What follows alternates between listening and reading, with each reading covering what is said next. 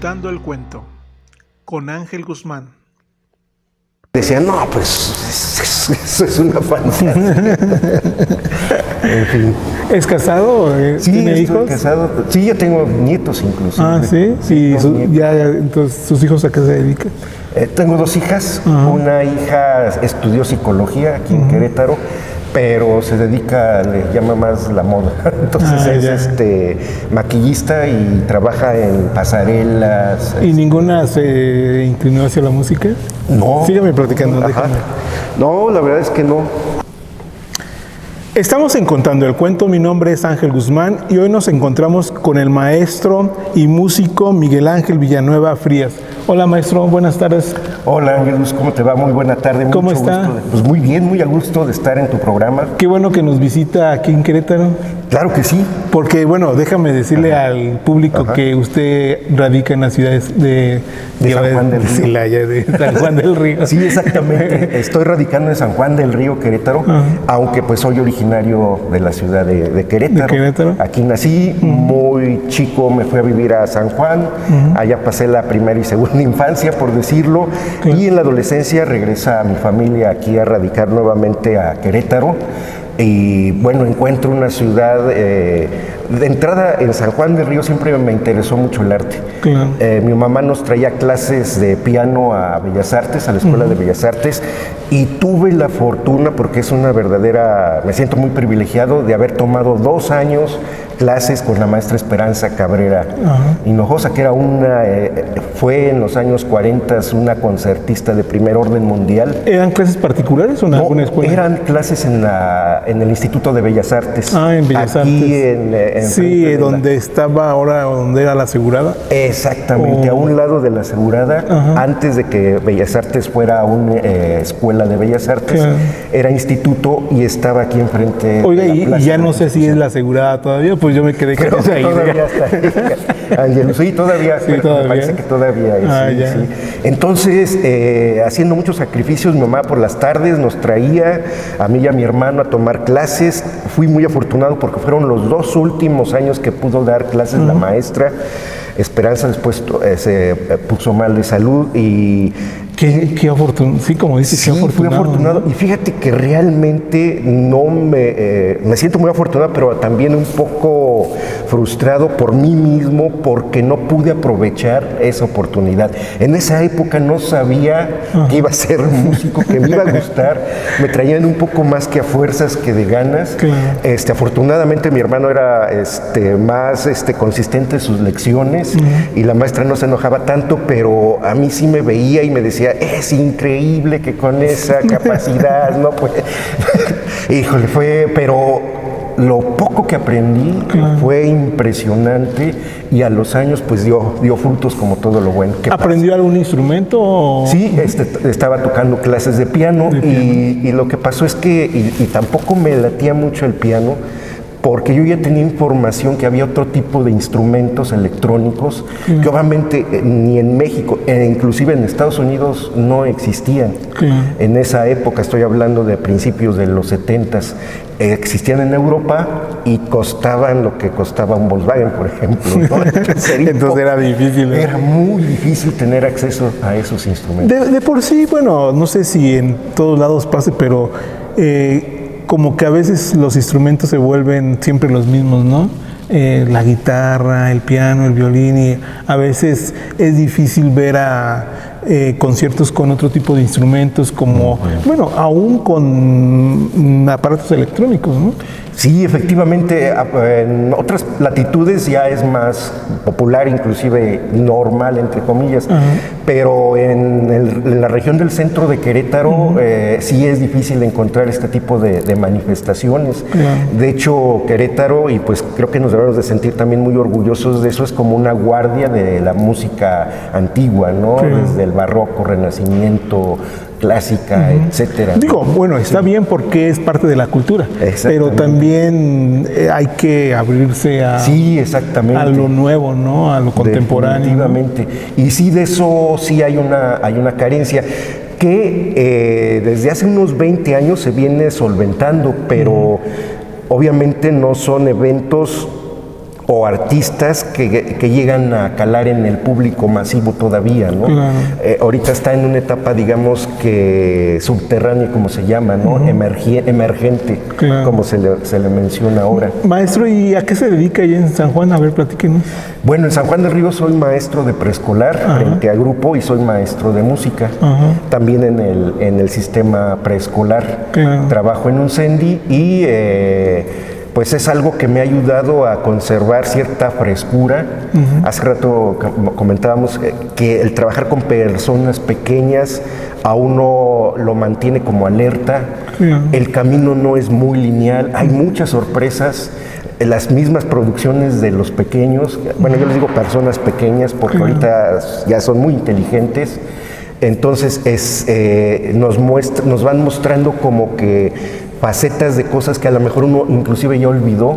Bueno, porque todavía a esa edad no somos tan cuadrados como ahora, ¿no? Que Sí, decimos, no, yo nada más quiero de este tipo de instrumentos o de música y los niños son más... Sí, tienen esa mente abierta todavía. Los niños pueden hacer sonar una hoja de papel. Desde ahí.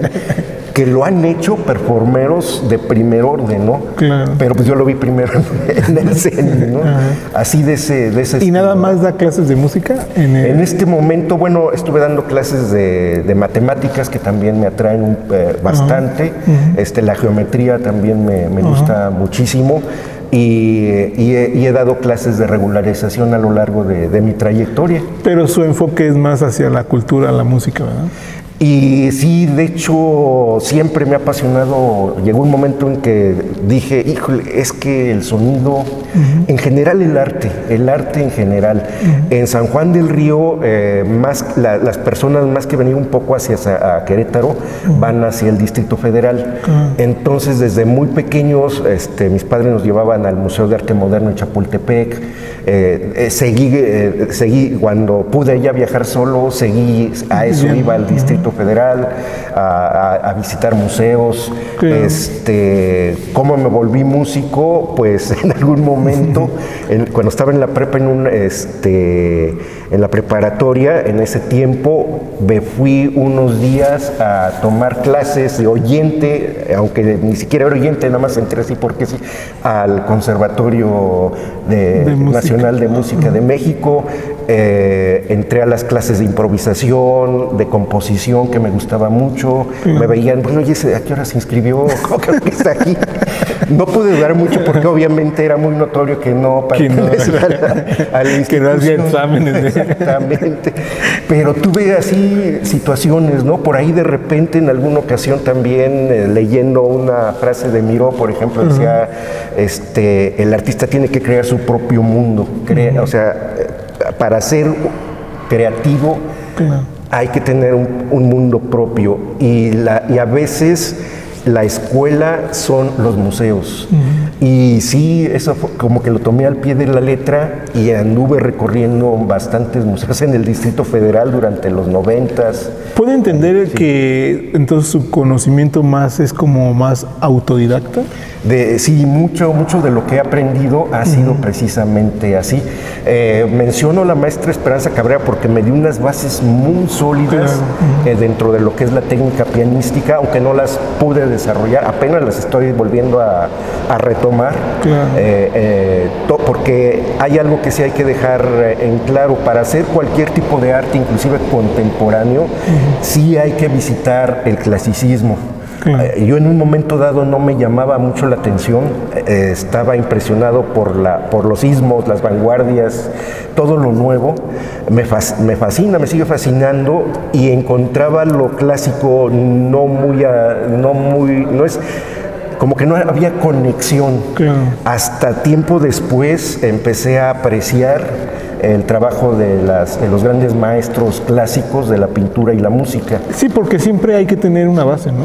Y yo creo que es como por ahí, ¿no? Sí, es la base que uno cuando empieza a desarrollar siente como que está caminando en el vacío y dice, ¿dónde tengo que encontrar el apoyo, el sustento, el piso para poder dar...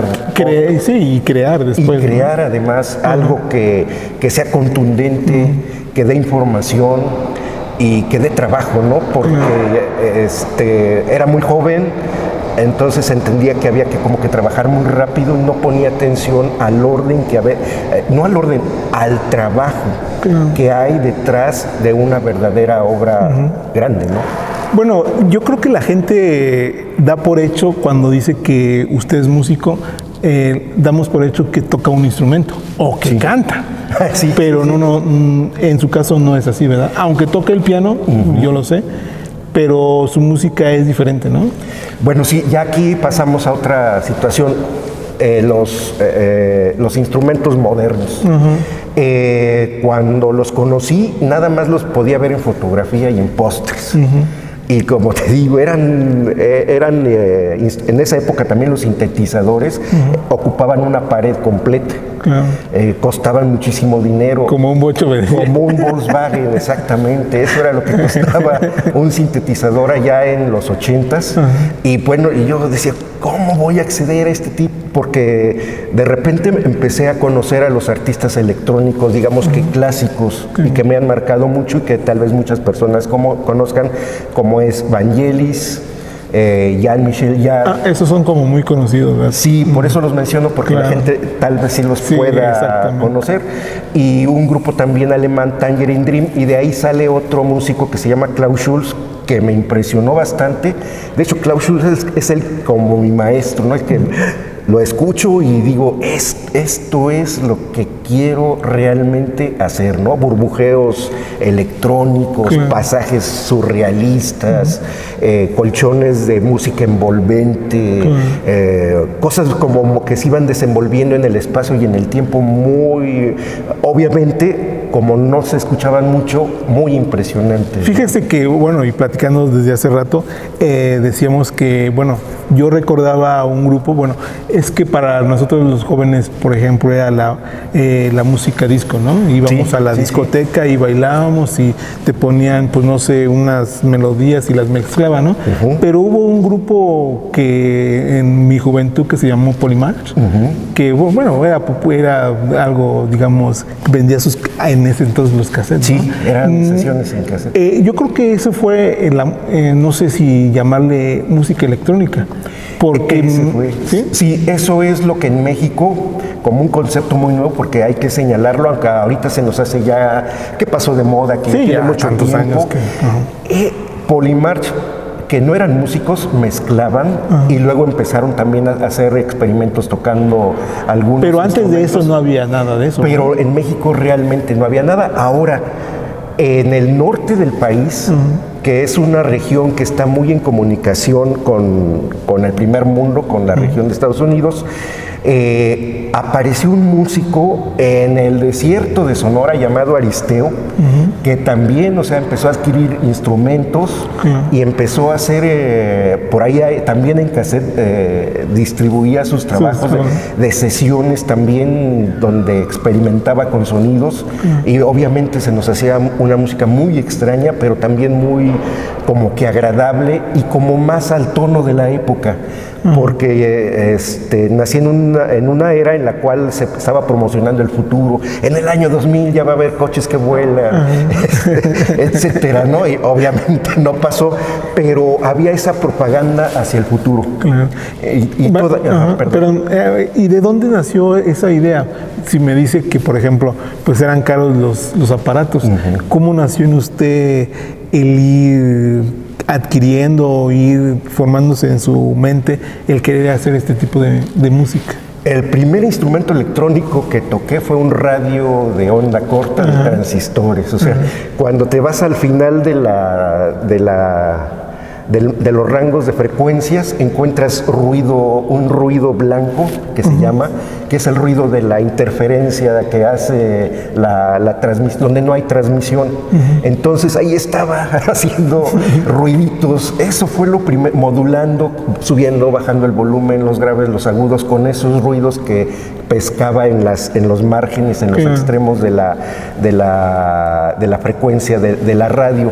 Ese fue el primer experimento electrónico que hice. Obviamente era casi como jugando, pero después, muchos años después, me doy cuenta de que muchos precursores de la música electrónica, que obviamente también eran jóvenes pequeños que no tenían acceso a instrumentos, así también empezaron jugando con las frecuencias de la radio. Maestro, ¿y qué ha hecho ahorita con este tipo de música que, bueno, no sé si todos tengamos acceso a eso, o sea, porque aquí es muy tradicional oír siempre las canciones, pues, ¿qué podemos decirle? Populares, ¿no? Uh-huh. ¿Qué ha hecho en su vida en ese trabajo? Pues casi llegando al 2000, uh-huh. Puedo adquirir una computadora, uh-huh. una computadora muy pequeña, y de repente, junto con eso, que era para trabajar, para el trabajo de la oficina, empiezo a ver que empiezan a llegar revistas de España, uh-huh. donde se empieza a hablar ya de componer y utilizar el ordenador o la computadora aquí en México para realizar música. Ya tenía conocimientos de solfeo, sabía manejar una partitura, y empiezan a llegar programas precisamente de notación musical, programas para grabar música, los secuenciadores, que en ese momento nada más funcionaban por el protocolo MIDI, que es el acrónimo de Musical Interface Digital Music, o sea, es interfaz musical de conexión electrónica. Entonces, con esa interfaz se podía conectar un teclado que tuviera MIDI con una computadora y poder empezar a pasar notas como un borrador, como una partitura. Obviamente esto los músicos clásicos al principio lo desecharon, porque además pues todo era manuscrito. Pero como yo estaba en otro campo, me empezaron a gustar cómo poder empezar inmediatamente a dejar sonidos electrónicos grabados uh-huh. en un disco duro. Entonces viene la explosión, ¿no? Lo que hace que todo mundo hoy pueda tener acceso a manejar un sintetizador, uh-huh. y es que aparecen los sintetizadores virtuales. Entonces de repente empiezan a surgir módulos electrónicos que emulan a todos esos equipos que eran una pared completa y carísimos, excesivamente caros. Retomando un poco la pregunta, hay lugares, sobre todo en el primer mundo, y algunos, por ejemplo, en la Ciudad de México, aunque no tantos, donde las casas de música permitían a las personas probar los instrumentos. Eso era algo que yo veía, que me platicaban algunas personas que viajaban, que estaban en Viena, en Londres, etcétera, y es que acá viene uno y se pone a tocar, etcétera. Y yo decía, y acá no me dejan, ¿cómo no estoy allá? Pero de repente salen y aparecen estos que se pueden, inclusive eran caros, pero había demos, entonces durante 30 minutos uno podía tener acceso a instrumentos como el Moog, que son legendarios y clásicos para las personas para los músicos que están en la electrónica, sintes muy legendarios, que eran los que habían hecho discos impresionantes, como por ejemplo Carruajes de Fuego, aunque tiene piano, Oxígeno, Equinoccio de Jarre, o sea, todos esos instrumentos que esos grandes astros ahora de la música electrónica utilizaron ya estaban disponibles para todo mundo. Y entonces es ahí donde digo, este es el momento, ya llegó. Y pues empiezo a conocerlos, porque hay que conocerlos, dominar la técnica, porque también es una tecnología. Muchas personas creen, a lo mejor tiene un poco de razón, que para entrar en un sintetizador a lo mejor hay que tener un título de física cuántica, pero no es el caso. Sí hay muchos parámetros, hay muchos números, pero aprendiendo, conociendo la estructura del camino de señal que lleva un sintetizador, uno puede ir poco a poco empezar a... Pero no es algo que haga usted, digamos, una partitura, sino es algo que va creando en el momento. Ahí llega otro momento importante. Algo que no me permitió a veces abrazar de lleno el clasicismo, fue esa especie de libertad que suena en el jazz. También bueno, ahorita le pregunto, me ganó. En algún momento escucho jazz en las tertulias de mis papás, con sus amigos en la noche, que eran ya en la madrugada, y también llegaban amigos que llevaban otra música, que aparte de los boleros, y algunos tocaban el piano, en casa había piano, entonces estaban ahí cantando, pero llegaban con pianos de música diferente, por ejemplo, obras de Miles Davis, Jan Garbarek, que es un músico más nuevo, Keith Jarrett, que es un maestro de la improvisación. Y mencionando esto, entonces me voy a que eso me fascinó muchísimo. De repente yo también creía que era por nota, pero me di cuenta de que no, que eran músicos que estaban creando en el momento. Entonces, digamos, bueno, es que ya me ganó la palabra. El jazz permite, por ejemplo, la improvisación. La filosofía, el espíritu que contiene el jazz, porque pues es casi una filosofía, es algo, uno puede escuchar jazz en el elevador, pero el verdadero jazz, el que va más allá de todo, es como una filosofía, y hay como implícito un sentimiento de libertad. Y es lo que usted hace con la música electrónica. Y es lo que me adherí a mi trabajo electrónico. Dije, sí puedo tocar melodías. De hecho, tengo varios proyectos, he presentado varios. Hay música que es muy suave. Por ejemplo, he hecho conciertos donde, por ejemplo, se invita a la persona, va a tocar en clave de do, porque a la clave de do orgánicamente te llega a cierto chakra, claro, y así, ¿no? Sí. Entonces, desde ese bagaje y lo del jazz y la forma en que se modulan los sintetizadores, creo que un sintetizador, o sea, tiene muchos parámetros, muchos botones, muchos diales, y nunca va a sonar igual. Mueve uno un micro espacio y ya sonó diferente. Entonces es una música que puede ir evolucionando y desarrollándose de una forma increíble hasta donde uno pueda llegar, hasta donde la técnica y el conocimiento te pueda permitir.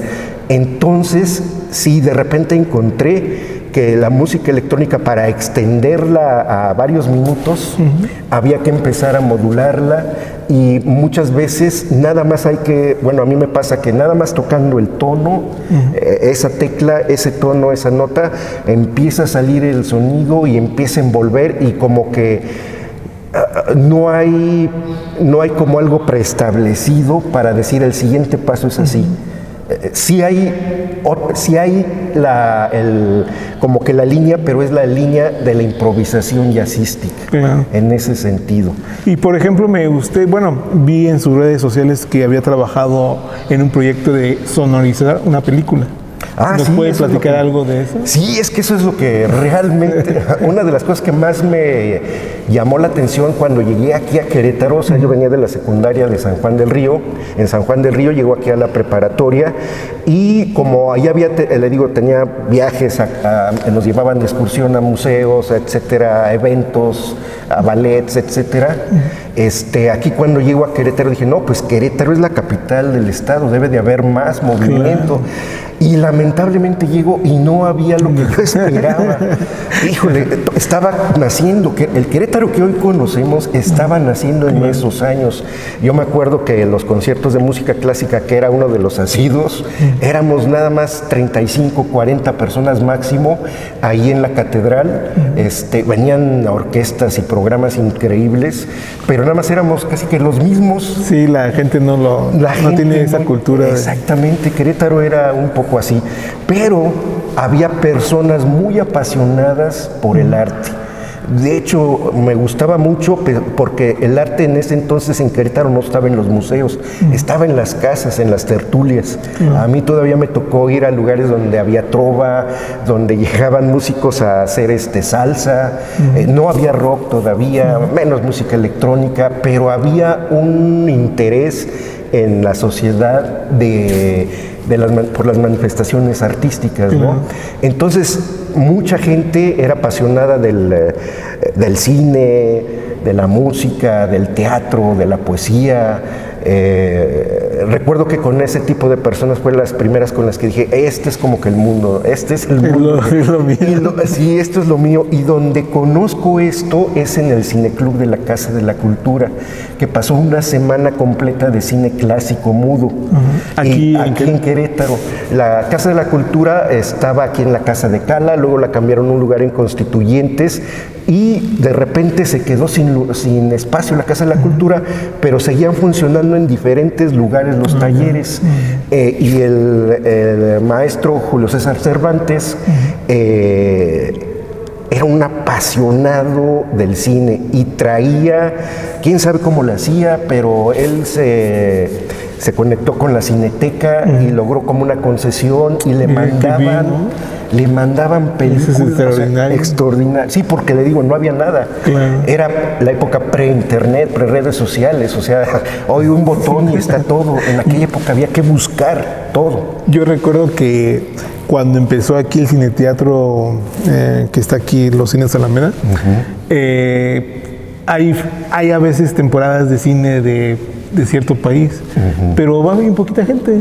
Sí, todavía. Y por ejemplo, hay todos los días películas y van 10, 5.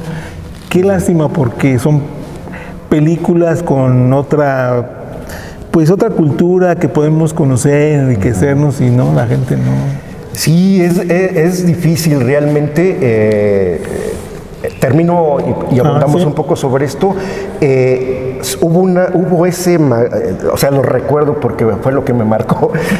Hubo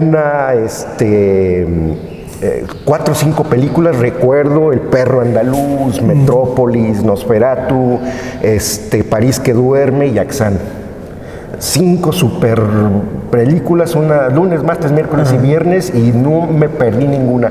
Entonces, cuando estaba en el cine viendo la película en el silencio, nada más con el sonido del carrete, o sea, en 16 milímetros todavía, o sea, decía, hay algo que falta aquí, o sea, esto pudiera tener un ambiente, o sea, una música propia, ¿no?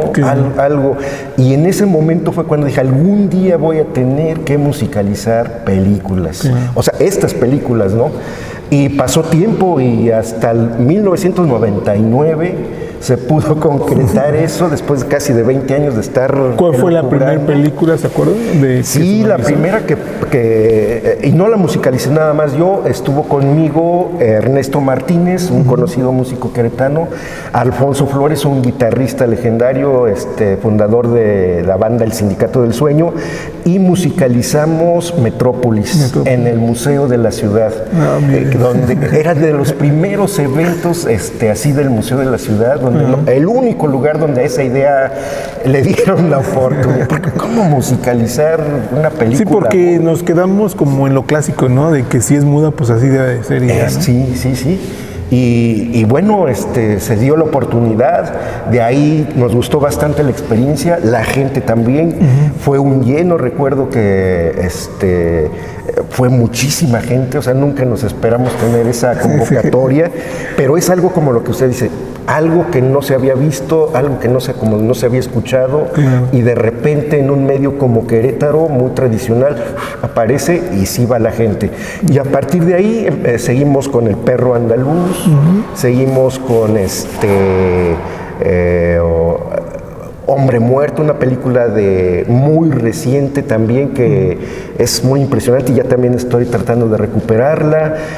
Odisea Espacial 2001, que aunque no era muda, le bajamos todo el volumen y nosotros le pusimos un soundtrack ahí que sonó muy bien. Ese concierto recuerdo que fue en el teatro del Museo Regional. El maestro Alfonso Flores trabajaba ahí, y fue increíble porque otra vez, aparte de que se llenó todo el auditorio hasta la última banca de atrás, cuando terminamos el aplauso fue apoteósico. Pero, por ejemplo, ¿ven la película ustedes, graban los sonidos o crean los sonidos mientras se transmite la película? Se van creando los sonidos, se ve la película. Se ve la película. En mi caso particular, ahora que las estoy trabajando como solista, voy tomando secuencias no muy cortas, sino como de 10, 15 minutos que representen un cierto sentimiento o un cierto concepto. Entonces, a partir de ahí veo qué sonido pudiera encajar y ese sonido es el que se queda para eso. Cuando se está musicalizando, se toca ese sonido y voy tratando de buscar cuál es la siguiente pieza, la siguiente tono, nota, para continuar y ya lo va conectando. Y esto pasa porque las primeras películas que presentamos fueron muy expresionistas, expresionismo alemán. Y una de las cosas del expresionismo en pintura es el action paint, lo que después fue el action painting, ¿no? La pintura aleatoria, ¿no? Entonces retomamos este concepto porque era cine expresionista, entonces pues no vamos a hacer una partitura como tal, vamos a hacer una partitura de acordes para sobre ese acorde cada quien va agregando una nota en la parte que te gusta, ¿no? Eso cuando trabajábamos en conjunto. Entonces había quien hacía el sonido, emulaba la respiración de los protagonistas a veces, lo que se llama el Foley, los sonidos ambientales que van ocurriendo en la película para que nos den el contexto que no vemos, pero saber dónde estamos. Entonces, ese tipo de sonidos y además lo que siempre me encargaron a mí, porque era lo que más me encantaba, era lo que se llama colchones sintéticos, que es hacer un acorde que se va, pero con la electrónica tiene la cualidad de irse modulando e ir cambiando en el tiempo. Es como lo que va uniendo todo. Y es como que el empaste, lo que va pegando. Entonces, pero entonces me imagino, así como nos cuentan, que ha de ser difícil integrar a los otros elementos que están creando al mismo tiempo, ¿no? Éramos personas que estábamos como muy enfocadas en un objetivo, todos músicos, todos queríamos tocar, porque también algo de lo que pasa aquí es que los conciertos o las presentaciones son con un tiempo muy largo de distancia. Entonces nosotros una vez al mes, cuando bien nos iba, hacíamos esto, ¿no? Pero estábamos muy enfocados y cada quien sabía y permeaba el espíritu del jazz. En el jazz no están tocando a lo loco, porque hay mucha gente que es que nada más están tocando, no se entiende, es una improvisación. No, o sea, los otros músicos están escuchando qué está haciendo para cuando termine salir con otra. Es que ahí está lo grandioso, ¿no? De tener las bases, escuchar a los demás y ir encajando ahí exactamente en el momento, sin tener, digamos, una partitura de que te diga los tiempos, exactamente, los ritmos, ¿no? Sí, se logra cuando tal vez llega un momento, mientras uno se va acoplando, que todo suena, pero va llegando un momento en el que como por arte de magia, todo se va conjuntando y empiezan a salir melodías asombrosas, sonidos inclusive muy melódicos. Mucha gente también pensaba, es que vuelvan a tocar, híjole, ya a lo mejor no nos vamos a acordar cómo fue, que no la tienen, salió ahí, y sin embargo eran ya melodías muy complejas y muy secuenciadas, muy ordenadas, pero eran improvisadas, o sea, era improvisación. Después algunas cosas sí nos acordamos y podíamos volverlas a retomar, pero por lo general era la creación en el momento. Platíqueme de ese nuevo proyecto que se llama Atmósfera 00. Sí, Ángelus, mira, Atmósfera 00 es un concepto que también había estado trabajando por años y que finalmente el año antepasado, noviembre, diciembre del 2021, pude empezar a concretar. Tomé una cámara de video, a veces una cámara fotográfica, y empecé a recorrer las calles de San Juan del Río y de Querétaro por la noche, en las horas pico cuando el tránsito es muy pesado, con la iluminación de la temporada dicembrina de Navidad, y se me quedaron ahí después ya sabía que quería afectarla, o sea, no era nada más la toma como tal, quería hacer algo con esas tomas. Entonces, también me gusta mucho procesar video. Entonces, lo que hice fue, de esas tomas nocturnas de la ciudad de San Juan del Río de Querétaro, empezar a distorsionarlas, a darles efectos, a modificar, hasta que empezaron a salir cosas muy interesantes, tanto en color y en forma, pero obviamente ya no se veía la ciudad, ya no se veía dónde está San Juan y dónde está Querétaro, sino que empezó a salir una informe masa como de cuadros abstractos que además se iban moviendo en el tiempo, y dije, esto es algo que hay que poner en vivo, ¿no? Entonces, pues me emocionó mucho esta forma en cual se dio aleatoriamente ese producto de video, y obviamente ya desde las primeras veces que vi cómo se iba afectando todas las imágenes distorsionadas hasta quedar en color y luz, dije, pues esto es para un performance, o sea, esto tiene que ser... Entonces ya ha dado un paso, porque antes me estaba hablando nada más, digamos, por ejemplo, del audio, de la música, y ahora ya es también imagen. Y ahora ya es imagen, y precisamente creo que sí es como hasta lógico, ¿no? Estar musicalizando películas. En algún momento también he querido hacer una película, pero es impresionante el trabajo que hay que realizar. No digo que a lo mejor no, algún día no, ¿verdad? Pero sí era un paso como lógico al estar presentando obras de grandes maestros en algún momento, pues tratar el intento de también musicalizar algo propio, ¿no? Algo que también salió del matiz electrónico. ¿Cuánto dura este performance de Atmósfera 00? Bien, ya que estamos en la promoción, precisamente, pues va a ser aquí en la Galería Libertad, el próximo sábado 25 de febrero. Va a durar de las 5 de la tarde a las 8 de la noche. Es es la única presentación. Por lo pronto es la única presentación. Este performance, el video dura 1 hora, pero se repite 3 veces. Lo que no se va a repetir es la música, que va a ir cambiando.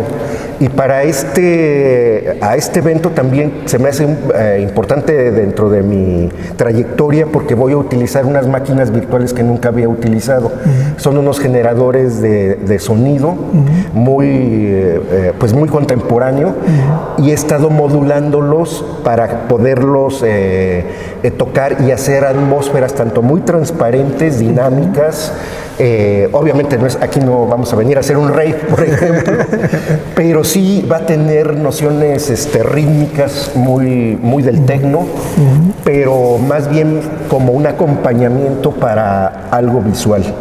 Entonces va a ser como una música también aleatoria, muy evolutiva, que va cambiando en el tiempo, y sobre todo que yo espero, porque hoy afortunadamente con el internet la gente ya recibe mucha información, ya ha escuchado mucho, y también ese es un reto para mí en particular, porque la gente que vaya a venir a escuchar exclusivamente esto es gente que ya ha escuchado.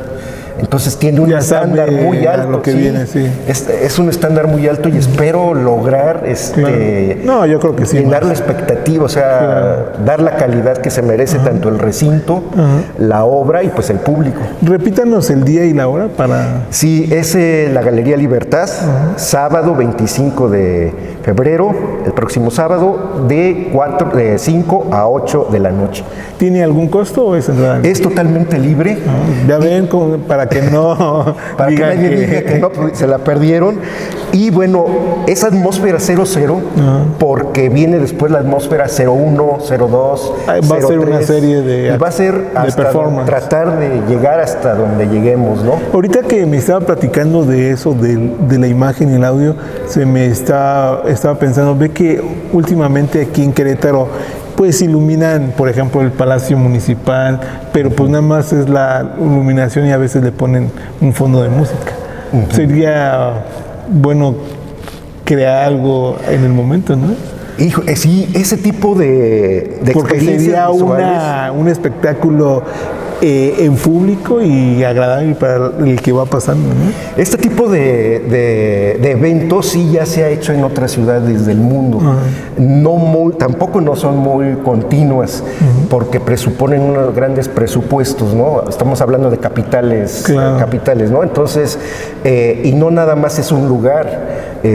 Por ejemplo, recuerdo un evento así de Jean-Michel Jarre que iluminó la Sorbona, la Torre Eiffel, los Campos Elíseos, y además él iba tocando en el río Sena, ¿no? Y por donde iba pasando, iba apareciendo toda una serie de iluminación también muy contemporánea, extraña o diferente, futurista, ¿no? Pues aquí tiene mucho trabajo, maestro, entonces. Sí, pues es algo que estoy tratando de hacer poco a poco, tratar de llegar a este nivel, a ese nivel. Y sí hay un proyecto, precisamente ya que lo toca, un proyecto así para sonorizar en ambiente público y con una obra que, bueno, yo ahorita no lo voy a comentar, pero creo que es una obra para la gente de Querétaro. O sea, es una obra que tiene que ver mucho con Querétaro. Claro, que sí, que va a ser que se va, o sea, es algo que yo espero, o sea, que cuando se pueda lograr, o sea, sea tan impactante y diga, esto representa Querétaro, ¿no? Y en este caso también la música va a ser totalmente diferente, porque sí me gusta mucho la música electrónica, pero también me gusta, estoy retomando lo clásico. Por ejemplo, también aquí en este lugar, hace 3 semanas musicalicé Nosferatu de Morneau. Ya siempre me gana, le iba a preguntar de eso. Sí, y fue pues una composición clásica, donde sí tuve que ahora sí recurrir un poco a la partitura para apoyarme, porque es más complejo. Y creo que quedó muy bien, aunque todavía yo siento que me falta y hay que afinarla. Es la segunda vez que la presento. Y por ejemplo, aquí que Querétaro es como muy tradicionalista, muy, bueno, lo voy a decir así, un poco cerrado, ¿no? ¿Sí hay espacios para presentar este tipo de obras? Pues creo que sí. De entrada, creo que la labor de Gabriel Horner en el Museo de la Ciudad ha sido esa punta de lanza que ha permitido abrir a otros espacios que son muy tradicionales, eventos que rompen un poco con el clasicismo ya tradicional de Querétaro. Y yo espero que, dado cómo se están dando los programas culturales de enero y febrero, cómo se han dado, creo que va en ese sentido. No hay que olvidar que Querétaro se está convirtiendo en una ciudad internacional, que no la estamos cuidando como deberíamos, pero que ya lleva esa inercia de convertirse en una capital real del arte. Y con esto quiero regresar a los 80s del siglo pasado, porque en ese momento fue cuando se formó este Querétaro que hoy mucha gente disfruta y no sabe de dónde vino. O sea, cree que Querétaro así ha sido siempre. Sí, exactamente, siempre ha sido así. No, o sea, fue una batalla cultural, o sea, como hoy se menciona, lograr esto, ¿no? Lograr que el Estado pudiera decir, a ver, antes de que se ponga en efervescencia el mundo cultural queretano, mejor les damos los espacios antes de que vayan a hacer otra cosa. Que, bueno, yo siempre he dicho, y con las personas que he entrevistado también, en Querétaro hay gente muy talentosa.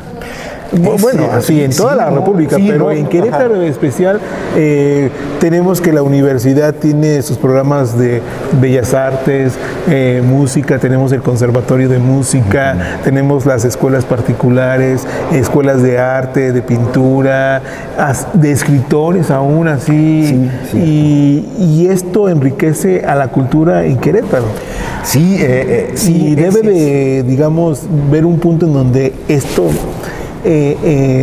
explote, ¿no? Sí, haga eclosión. Sí, creo que en toda la República hay talento increíble, o sea, artistas inclusive muy jóvenes. O sea, sí, muy jóvenes, y saliendo de la universidad. Sí, y eso es lo bueno, las escuelas. Yo no tuve la oportunidad de transitar por una escuela, fue autodidacta, pero me doy cuenta de que la gente que sí realmente tiene la vocación y quiere y está en estas escuelas, va a hacer cosas increíbles. Claro. Aquí lo importante, y que sí veo que está sucediendo, es que como que mucha gente dice, es que la guitarra, regresamos a lo mismo, la guitarra, el piano, el violín, pero yo creo que sí, pero traten de ver un poco después, ¿no? A otras cosas, ¿no? Sí, creo que y va a haber muchas personas que eso es lo que realmente quieren, ¿no? La academia. Hace rato platicaba con un organista y, bueno, me comentaba, aquí en Querétaro hay pocos organistas, pero a pesar de que hay bien poquitos, hay más que en toda la República. Y lo increíble que, por ejemplo, conocemos a un Bach o a un Beethoven, ¿no? Así, en aquellos tiempos que no había tecnología, que no había medios de comunicación, que los instrumentos musicales no estaban tan avanzados, ¿cómo creaban esa música increíble? Y todavía uno la ve y se asombra. Hoy debería de ver el doble de eso, ¿no, maestro? Sí, caray, qué bueno que mencionas en ese sentido. Se menciona que cuando Wagner presentó una de sus más increíbles obras, la gente, que era muchísima, no le gustó y le apedrearon casi, ¿no? Tuvo que salir huyendo. Pero con esta anécdota lo que quiero llegar es que había gente que iba a los conciertos en un momento en que nosotros pensaríamos que la cultura no era lo indispensable, pero la gente, pese a las carencias, a que la sociedad no estaba desarrollada tecnológicamente, todos los etcéteras, o sea, estamos hablando de hace 3, 4 siglos, la gente asistía en masa y sin distinción de clase sin los estos de títulos que... Sí, no, o sea, no nada más era para los títulos nobiliarios, toda la gente podía acceder, ¿no? Entonces sí es increíble que ahora que tenemos tantos conciertos, tanta oferta cultural, de repente la gente no vaya, si no tengamos más allá, ¿verdad? Así más allá de... tiene que haber algo ya creación de Querétaro, algo nuevo, ¿no? Porque yo digo, ahorita es difícil que un artista se muera de hambre. Sí, no. Como en aquellos tiempos. Además, ahí está. Que los grandes músicos se morían de hambre. Sí, que lamentable. Pero aún así creaban sus obras. Exactamente. Y hoy que hay más comodidad, y tal vez a lo mejor es eso, que estamos muy en cómodos de comodidad en la cual... Y sí, esto tiene que ver con la sociedad, en la cual parece que todo ya está inventado y no tenemos que hacer nada más. Exactamente. Y la verdad es que hay que inventar, hay muchas cosas por inventar, o sea, no se acaba la creatividad, o sea, no puede ser. Era lo que yo cuando estudiaba música, estudié unos meses, nos decía el maestro, es que la música es inagotable. Y yo decía, pues, ¿cómo? Bueno, uno no tenía conocimientos así, debe de haber un punto en el que ya no puedan inventar. No, dice, es que siempre va a haber una manera de inventar una melodía, una canción, lo que sea nuevo. Exactamente, sí.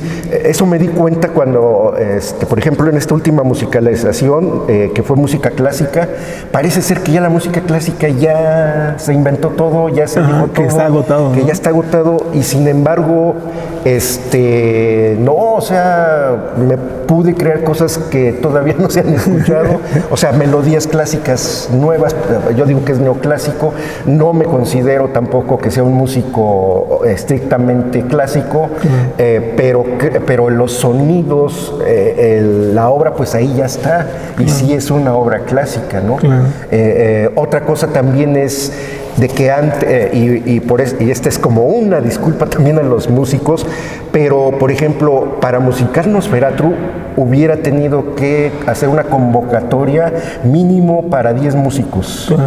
Que a lo mejor no iban a prestarse a musicalizar una película, a leer una partitura que parece clásica, pero que no es de ningún autor conocido, ¿no?